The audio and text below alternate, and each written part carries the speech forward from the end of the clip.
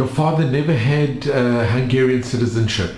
He had from 96 when he was born till 95 when he left, 1910 or 11 when he left Hungary, and further on until 1920 when his birthplace became Romania.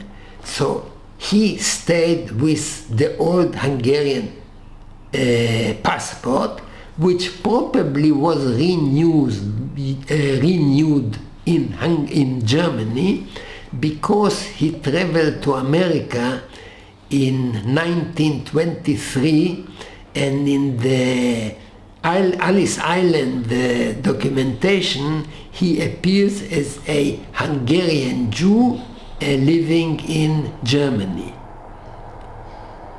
So he probably, the Hungarian means he came with Hungarian passport, because he had later a false German passport.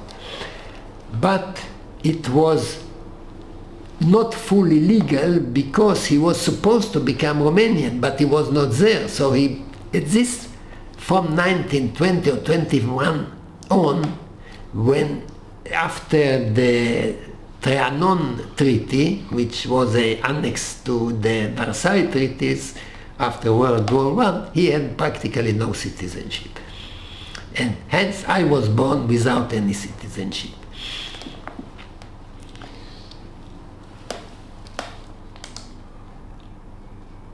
So we spoke about the relief organization.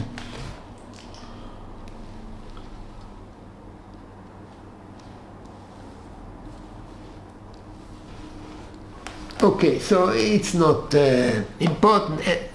Just a few words about Kastner. As I told you, Kastner was brought to the committee in 1942. Now, according to Yad Vashem, without any proof whatsoever, Kastner started helping refugees in 1941. So the only source that can be guessed is Kastner's report, where he says that in December 1941 he managed to arrange a meeting of prominent Jews in Hungary, parliament member or ex-parliament member, and so on. And the report, according to Kastner, reported about what he says he knew at the time, that about 1 million Jews were already murdered. It's not far from the truth, by the way. And the Germans started with gas trucks. It also fits the fact that it was known at the time, and so on and so on. And he suggested to establish a permanent but not official Jewish institute or group or someone who will take political measures to prevent the destruction of the Hungarian Jewry. So as a mistake, Braham, the American, took this, and when he wrote about it, he speaks about refugees. But refugees in Kastner document are not mentioned, are Hungarian. At the time, there were probably very few hundred of refugees in Hungary at the time, but Jews were about 1 million. So if what Kastner wrote is right, he had the right idea. He was a clever politician. But because for the Israeli establishment, the 1 million Jews are not important, therefore they changed the fact and wrote as if he were caring for refugees, because the refugees were young Zionist pioneers, and they cared only for these. Now, if you read German, which is the original Kastner report, I can show it to you in German. If you read Hebrew, I can show it to you in Hebrew. I can't show it in English. I don't have the English translation of the report. Both the translation to Hebrew, the original German, speak about Hungarian Jewry.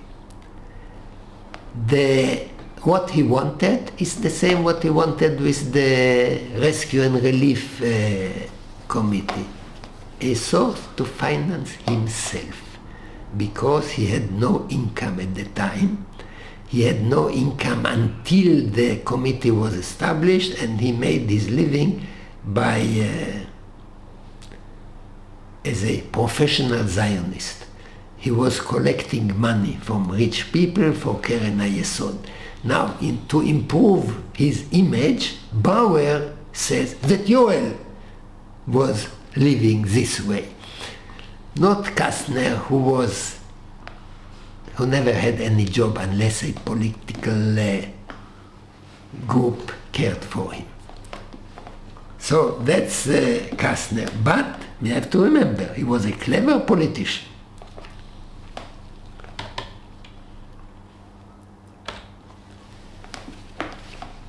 This picture you two should take. This is the little Kish Majestic. That's the hotel where I spent the night when the Germans invaded Hungary.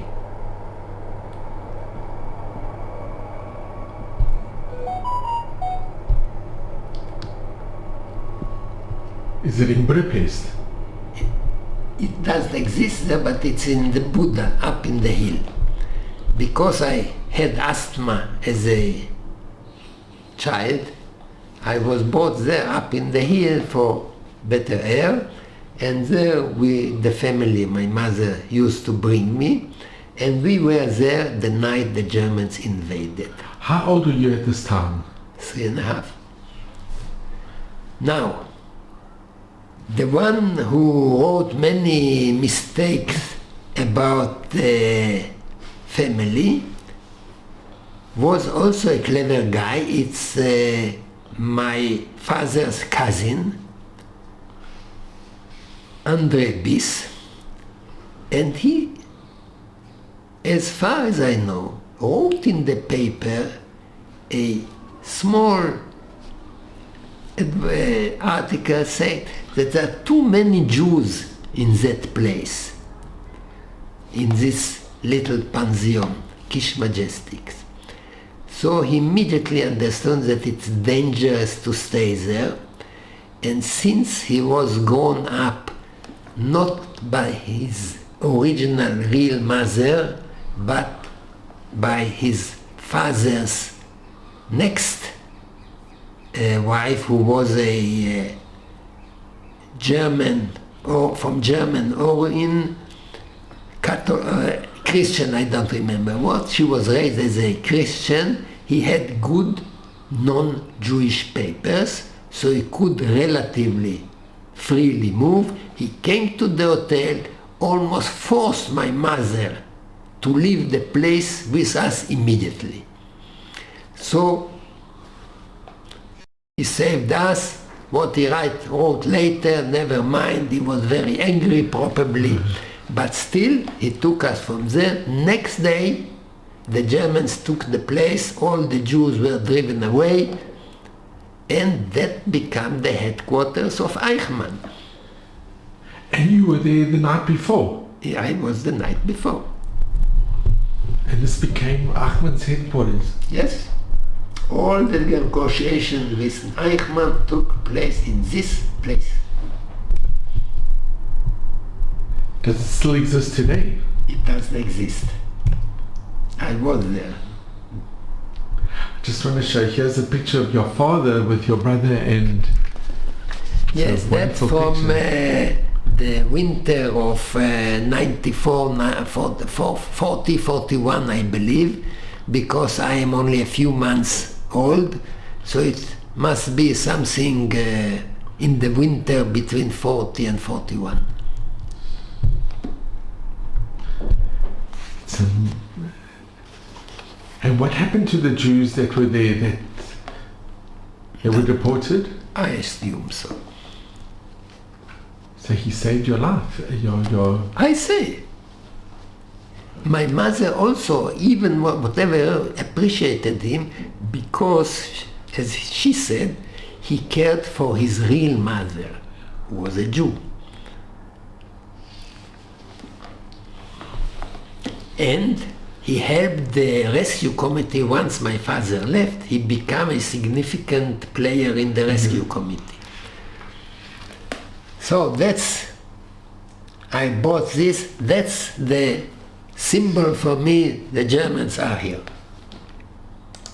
And do you have any memories, any recollections? From this place? Or any when the Germans came? Or? I have, but not from this place.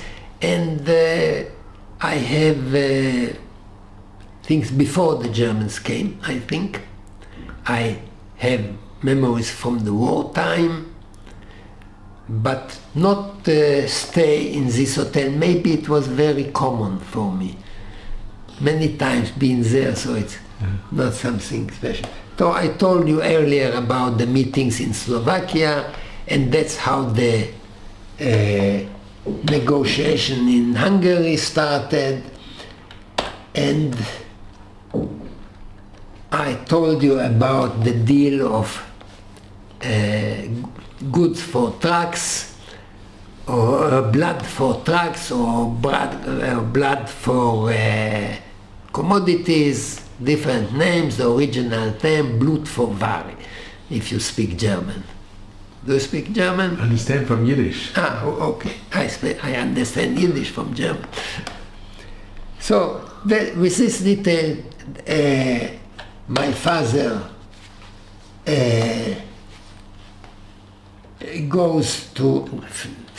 went abroad, no visa. We will continue later, but my father left, and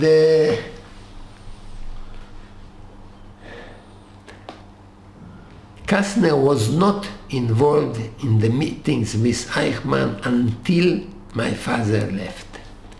And he never said that he is interested of being there.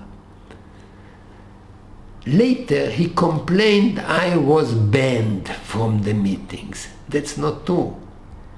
He didn't show any wish to attend. He was, at the time that Yoel made the meetings with Eichmann, he had these private meetings with Litzeni. Now, Yoel, after each meeting, gave a full report, detailed report, and we knew it is detailed because we have comparison, we have it from the German side also. So give a full report to his wife Hansi, to Kastner, to Otto Komoy, the main leaders of the committee there. This is just a picture of Komoy.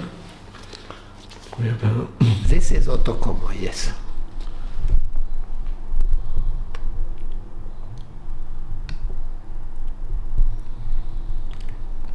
Somewhere here you have also a picture of Springmann, and I think he deserves to have his picture also.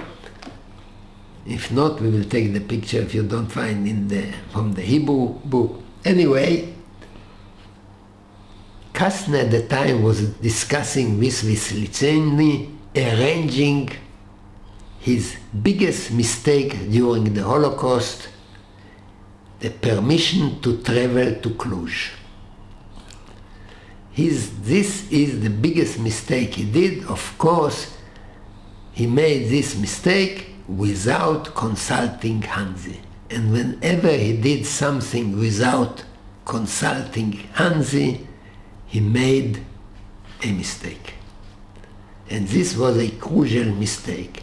He went with the permission of the Nazis to Cluj, officially to meet with Litzeni, but at the time he went to visit the leadership of the Cluj ghetto, which has already existed as a ghetto. And probably at this time he told the facts about the coming deportation and about the rescue option with the what is called later the Kastner train, or the train of the privilege, which is in reality was the demonstration of goodwill promised to Yoel in order to convince the West and the Joint and the Jewish authorities that the Germans are really willing to make a fair deal. So they I'm just going to show, this is Springman. This is Springman, yes. It is important to mention it because he was a very important figure. Without him there would have been no committee, no Kastner train, no Strasshof group, and probably the Budapest Jewry would not and in this picture we have survive. is the group also with Kastner in that group. Yes, Kastner and Hansi and Komoy.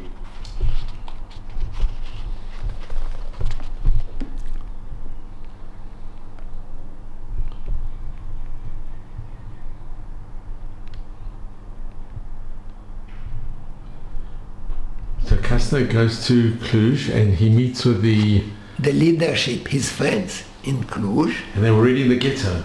They were already in the ghetto and probably told them about the chance of some people that will not be deported.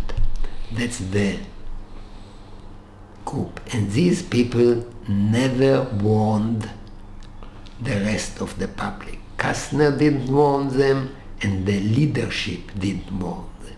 What Kastner did there, we don't know. Maybe he warned the leadership, don't know. Maybe he said the leadership, be careful if too many people evade, and instead of this and this number which was in the beginning will be less of you will go to the freedom. Maybe, I don't know. But this made him very good target for his enemies, let's say. So only when it became clear that the Germans intend to send some Jew to the free world, Kastner said, oh, okay, so why should Bis Bondi, Gross Bandi, join Yoel to aboard? Maybe I go, it will be better. But the Germans selected their envoy, not the Jews. And then he tried to replace Yoel either with him or one of his friends in Cluj, his father-in-law or other of the friends, but it was not accepted. So he was very, very upset that Yoel was going, and in his report he blamed the failure of the mission on Yoel because he was not educated. So, and that probably why promoting Kastner is so important to the Israeli establishment, because he protects them from their failure that they thwarted Yoel's mission. As we will see, first act we saw that they invited him without a visa. When this was not enough, they took further steps to thwart his mission. And they probably were terrified from the thought that this will be ever revealed. Therefore, they were so afraid from the option that Yoel will testify in the Kastner train. And I think also, Daniel, sending your father is because you had his two sons were... We will come to the two sons. Yeah. So he was not sent, and here I'm coming, I think, to what you are asking. To the last meeting of my father with Eichmann, Eichmann summoned my mother also to attend the meeting. He told her that she and the children had to remain in Budapest, meaning you are hostages, and report me daily any news that came from Yoel. So that's the way how I become a hostage. Now, the fact that I wasn't a hostage is also mentioned in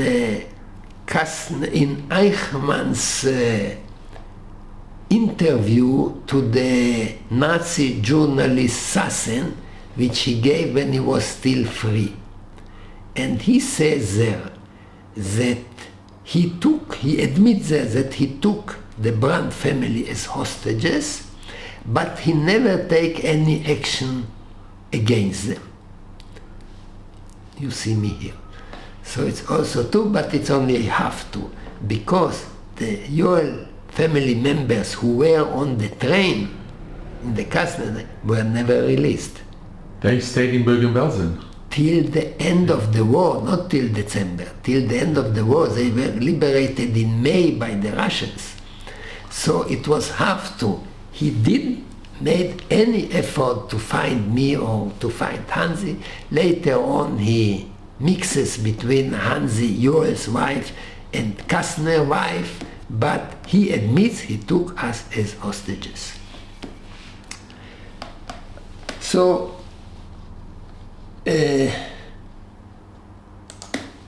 I become a hostage. Yoel went to Istanbul, no visa, and what is Hansi doing after Yoel went to Istanbul in Budapest? First of all, she had to report Eichmann daily or almost daily, and in a very early stage, within 2 days or so, 3 days, she decides to bring Kastner with her to the discussions with Eichmann. Bis, who took me out of the hotel and wrote an ugly book about the parents, wrote that Hansi delayed the meeting between Kastner and Eichmann for many weeks, and that caused a lot of casualties. Nonsense. I believe it's a mistake, not deliberate. Anyway, Hansi almost immediately brought Kastner to the meeting, and the first task they have to explain why Yoel is not coming back. It was spoken about 2 weeks or so, time elapsed, and nothing came. And the Germans were asking more than that. About a month after Yoel left, the British published the mission in the paper. And in Berlin they saw, Jews were sent to abroad, what's that? And the German ambassador, no, it was not ambassador, it was the power, the one who... A consul? No, it was by far more than... No, he was probably... Hungary was occupied, so he was the highest figure in Germany, even though he didn't took the title. He left the title to Horthy. but he was the representative of Germany in Budapest. So he wrote to Berlin. Yes, it was sent and to buy specific needed stuff for the SS and so on. And he adds, my advisor in the consulate, or it's not consulate, the embassy, told me that his impression that the discussions of yours are going well and the publication is just to mislead the Russians. So they still believe that, לפחות partially, that something will came out of it. We will see later it also, but they still believed it in August, that something may come from the deal. Anyway, Hansi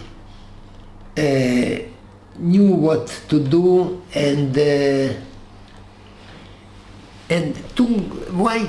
why to bring another person with her. The Nazis told her to, first of all, for a Nazi officer to discuss business, let's say, with a woman is humiliation, because Nazis did not recognize women as equivalent to men.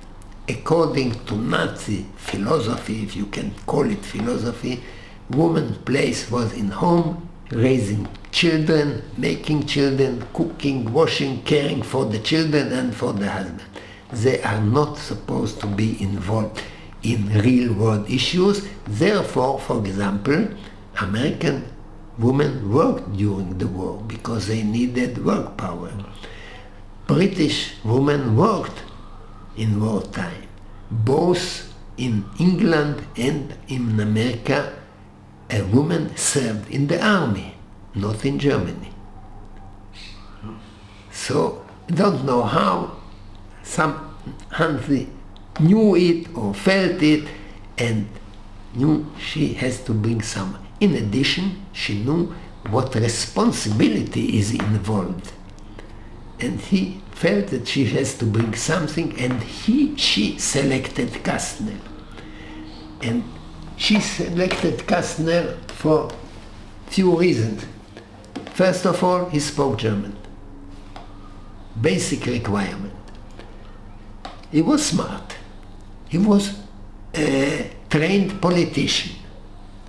He has a title, doctor, very important for the Nazis. Additional advantage, able to divert from the truth when needed. It was extremely important. People ask why not Komoy was not able to deviate from the truth. Kastner was, and it was extremely important.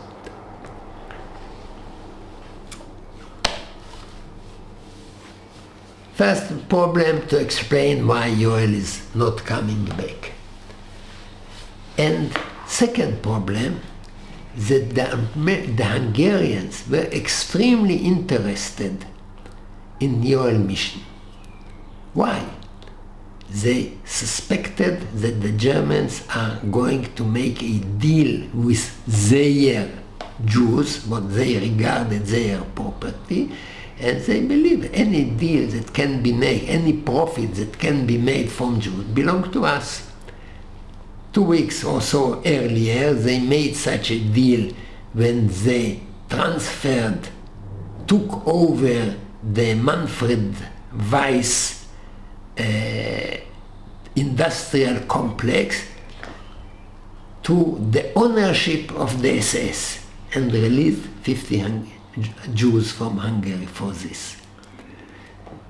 They sent them with German plane to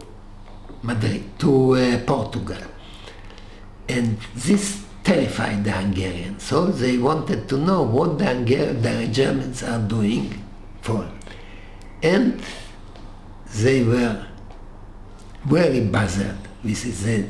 They were aware that Joel disappeared. So a few days after Joel left, a group of illegal stayers in Hungary, refugees, I don't know who they were exactly, were caught by the Hungarian police with false documents. Under pressure, somehow they knew who supplied the forms for the documents, and they give up the name and the address of the printing house. He was caught by the Germans, heavily tortured. Hansi says that he hardly could recognize him. And he said, yes, Hansi ordered the documents, so it was a good case to arrest more or less all the available members of the rescue committee, including Kastner, including others. They let them stay in jail 5 days to soften them, to make it easier later for the interrogation. And on the 5th or the 6th day, they took only Hansi to interrogation by the head of the Hungarian Gestapo. I have his name, I don't remember it now, but I can find it. Anyway, not a nice person. They tortured Hansi. She admitted everything regarding the false document. She took on herself all the responsibility about Joel's mission. She said she knew nothing. Toward the evening, the Germans heard that Hansi and the committee were arrested. And now they were terrified, because they were afraid that they will reveal the details of the deal to the Hungarians. So they insisted on releasing the member, not releasing, but transferring them to the German authorities. The Hungarians were not so happy to do it, so the German I forget the name of the formal title of him. The German head of the German delegation in Budapest had to call the prime minister and tell him, you are releasing them. So they were released, and when the SS took them over, and when they heard that Hansi kept silent in her interrogation, according to Biss, they said he took as if Eichmann and Klages said. Klages was the security officer of the SS, that said that since then they respected Hansi and said that she has a courage of an Aryan, and he says that they begin to respect her. The declaration of Eichmann and Klages about Mrs. Bann's courage, which they compared with that of an Aryan, were slightly amusing. They regarded Mrs. Bann with a certain amount of respect from then on. They paid her, no doubt, the highest compliment these men could make to a woman.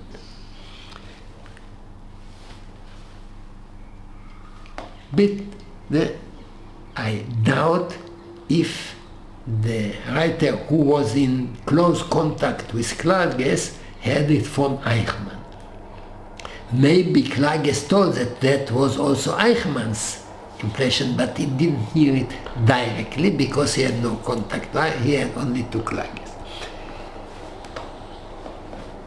Hansi, in her testimony in the Eichmann trial, says, once Eichmann told me that he didn't take steps against me, that I stayed alive, it was because I kept the state secret. That's why I won my life. That's citation from the Hansi testimony in the Eichmann trial.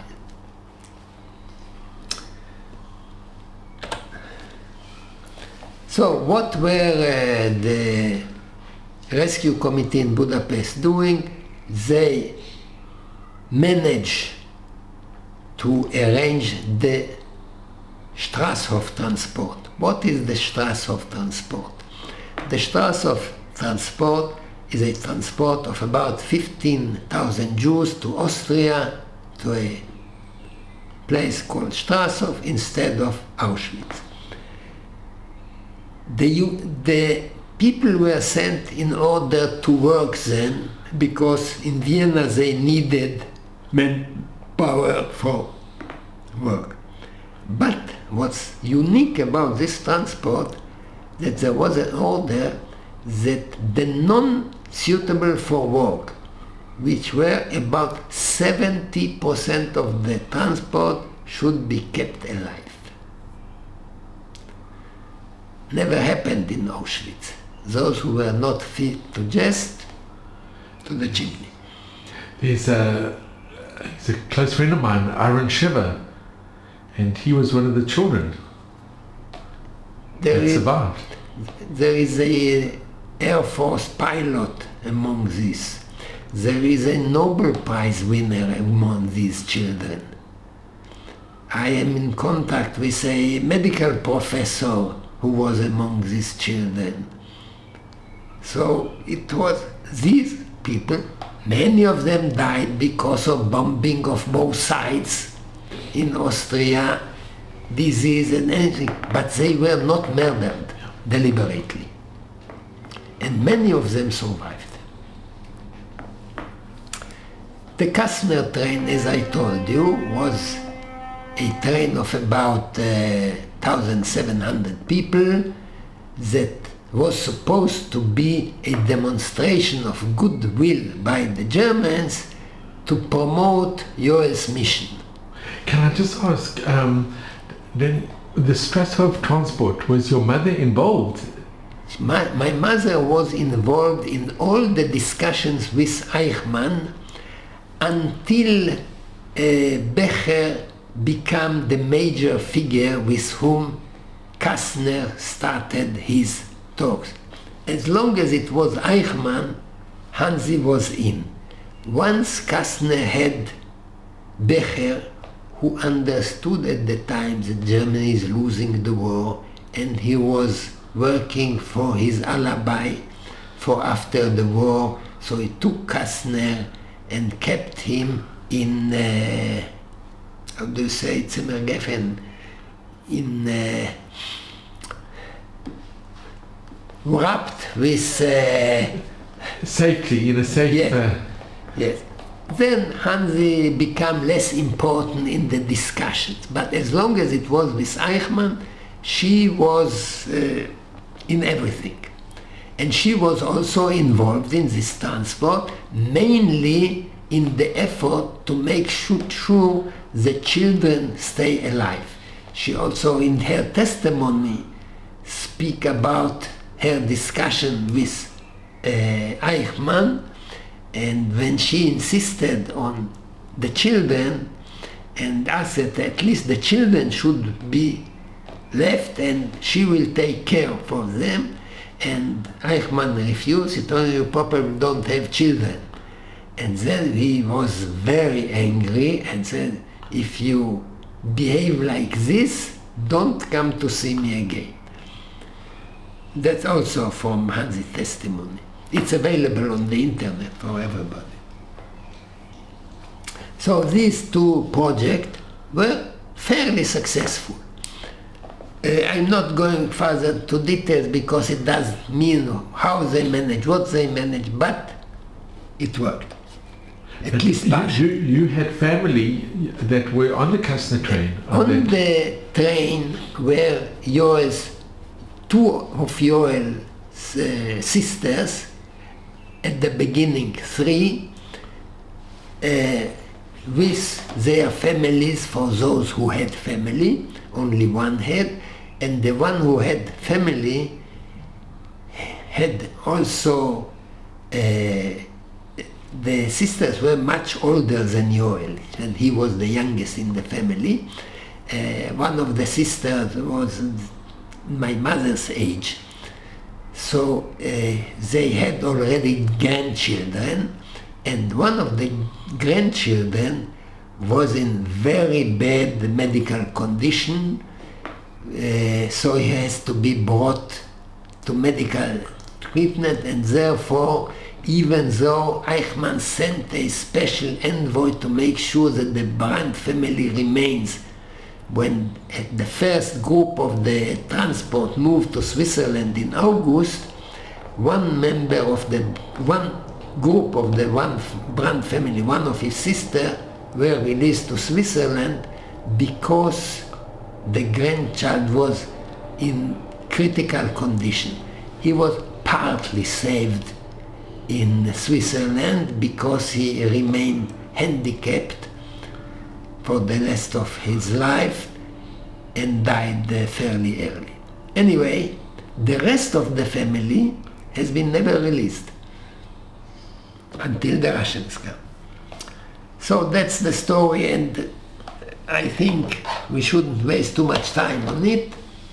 But I just said to, for our listeners... She was involved in everything which was done directly with Eichmann. Later on, the dealing of Kastner was mainly with Becher. But with that train from Cluj, that was the hometown of Kastner. He was... No, but that was 300 or something, 377 people from Cluj. And they were on the train. In total, 1,700.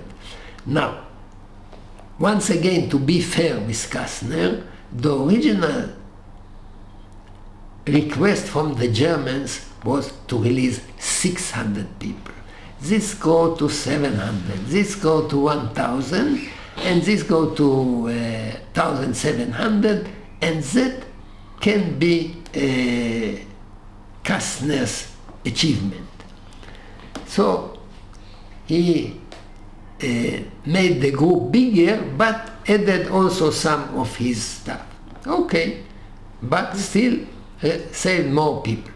The difficulty is that who do you choose to go on the train? Oh, the rabbi from Satmar was on the train. Many chalutzim who had no money were on the train. Some active Zionists were on the train. It was like Noah's Ark. It was a mixture. It was a mixture. Unlike the groups that was arranged by the Sternbuch brothers in Switzerland, the rabbis' transport, if you know about it, about 1,000 rabbis from Czechoslovakia, from the sample camp. I will recall the name, only rabbis. So it's different. It's different, yeah. And was your mother a bit involved in the Kastner train as well? Yes, of course. So she was involved in saving Jews who went onto their train? She also asked Eichmann to put me on the train. And he refused. And your brother? He refused. She wanted to put you and your brother on? Yes, and Eichmann refused. And then he said, okay, so it means probably it's serious. These people really may be brought to safety.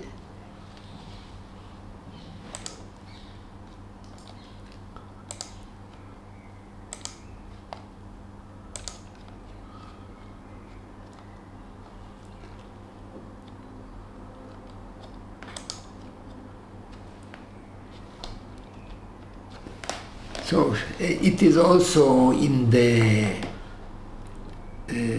her testimony that she asked Eichmann to let me go on the train or let the children go, and he refused, and so on.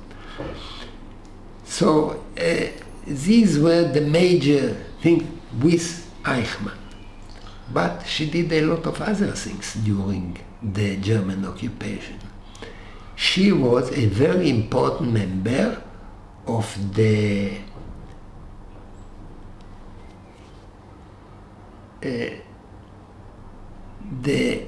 group or the organization created by Otto Komoy, the Department A of the International Red Cross in Hungary, tasked with immigration of children. Officially, some countries accepted to allow each a few hundred Jewish children, and therefore the International Red Cross had the authority to deal with them, because at this moment they become foreigners. And the Red Cross, in his task, it is accepted that for foreign citizens they are authorized to care, not for local citizens. So the children become foreigners, and that's the way the so-called Jewish underground built their children's home in Budapest and fed them and so on. And Hansi was the head of the supply committee of the Department A or Ostei A in the Red Cross. And she was in charge of caring for all the supplies and food and everything for the children houses in Hungary. And this way they managed to save many hundreds of children and adults as well, because they got the protection of the Red Cross. Not all of them were saved, not always the Hungarians respected but more than that, she was also involved on behalf of the Red Cross in caring for supply to the ghetto. She was part of the supply committee for the ghetto. So she was involved in everything. More than that,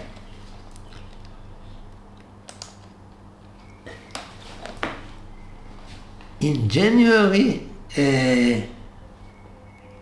45, she get this document. It is written not in German anymore, it's written Hungarian and Russian.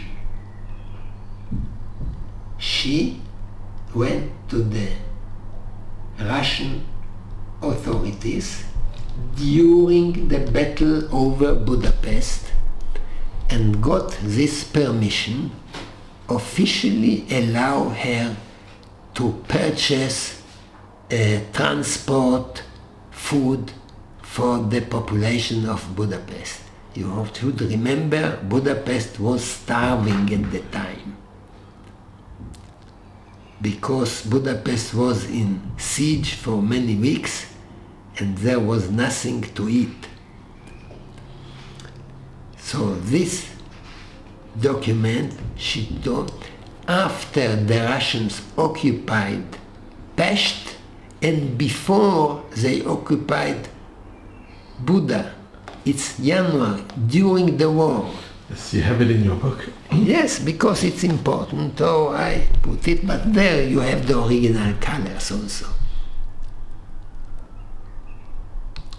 And if you see the name written here,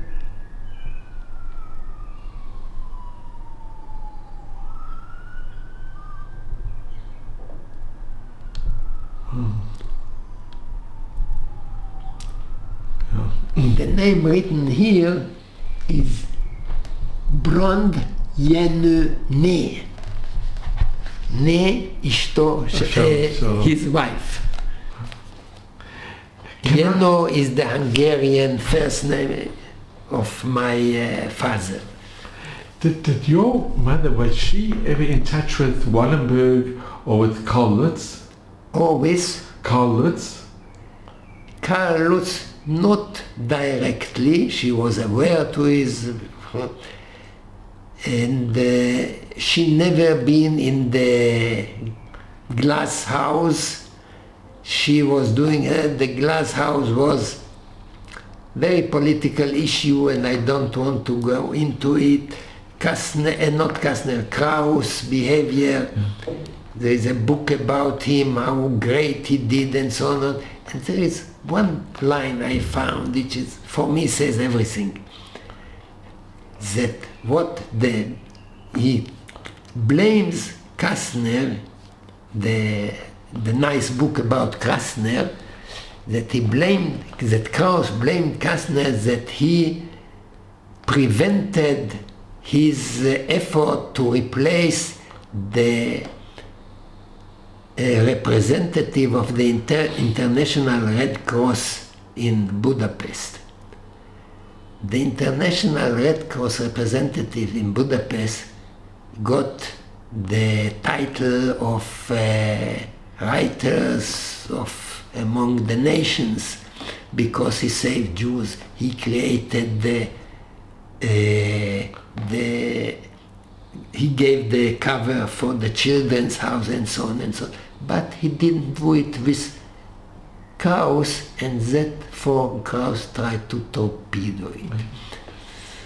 That our nice... And but for him, for Krauss, there is a huge monument in a kibbutz, because it was a religious. So the religious party made for him a big monument, as his was the big rescuer. So once I asked them, are you willing to mention that in addition to Krauss, some other people also worked on helping Jews? No, we don't have place for this. Not to mention it, just to say that were also other. No way. Only the religious Krauss. It's a pity. All the documentation about the Holocaust in Israel is pure politic. Truth is not relevant. So that's what my mother is doing till the Russian occupation. All over the war. And I, at this time, hiding in a Hungarian family, as if I were their son. Were you together with your brother? Yes, we were two. And I still remember the Christmas tree there. And it was a huge tree, my height. Do you remember the name of the family? Yes, partially.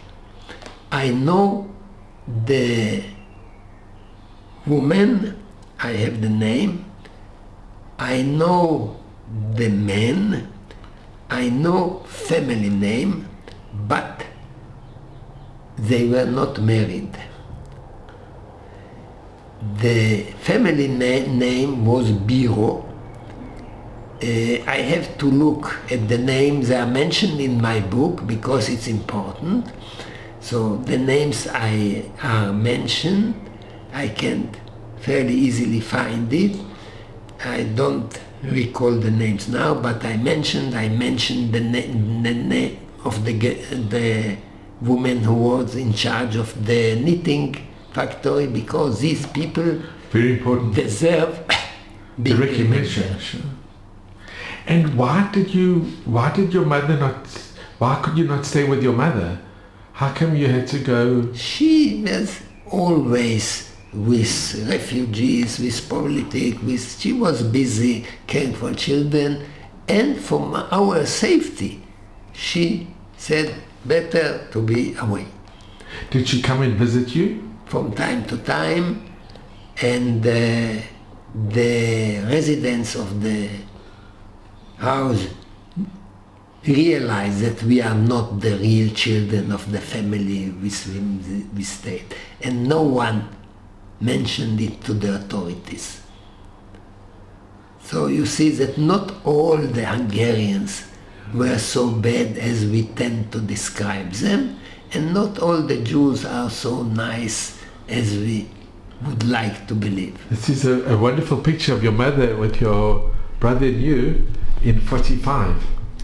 Yes, and that's already in Israel. I have also a picture with my brother just after the war.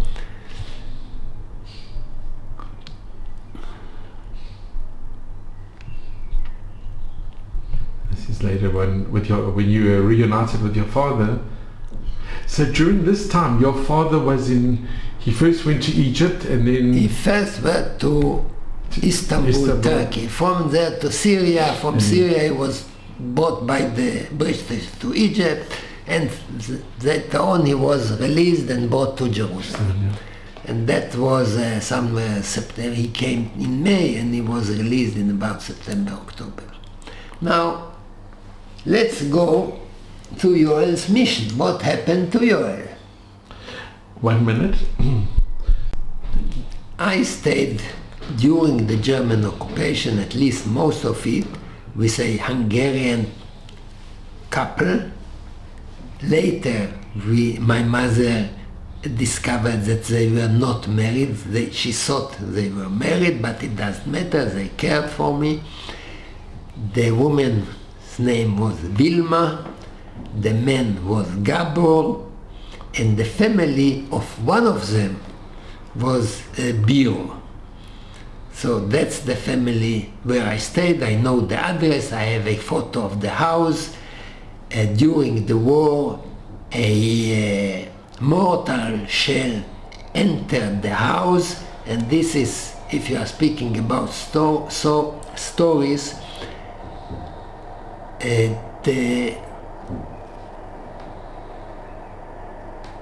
the people in the house were afraid from Russian bombardment, and of course from air attacks and so on, but on the ground from Russian guns. So the safest place in the shelter was in the corner which is toward the inner part of the city, because the Hungarians will not shoot on their citizens, and not to the other side. So this Gabor built a bed for him, for his partner, and for us to sleep in the safest corner of the basement. It was not fully underground. It was up to a certain height. I have a picture of it, and there was a little window just above the ground. Once the bed was ready, people in the building started to complain. Why should two foreign children get the safest place? So my mother happened to be there. She said, move away. Don't argue, just move away. So we moved away. On the same night, a short mortar shell entered through the window, landed on the bed. 16 people died around there. I don't remember the explosion. I just remember the coffins or stretchers with the... So you could have been there? I could be there. You and your brother? Yeah, there were horrible bombardment of Budapest, 1,000 American planes on the 2nd of July 44. A horrible bombardment. Gaza never got something like that. 1,000 planes, B-17, each with several tons of bombs. Budapest was totally destroyed. And what was this, in 42 and 44? 44. If we have time, we will reach this. And how long did you stay with this family? I don't know whether we got there immediately after 19th March or a little bit later, but we were there almost until the liberation of Pest.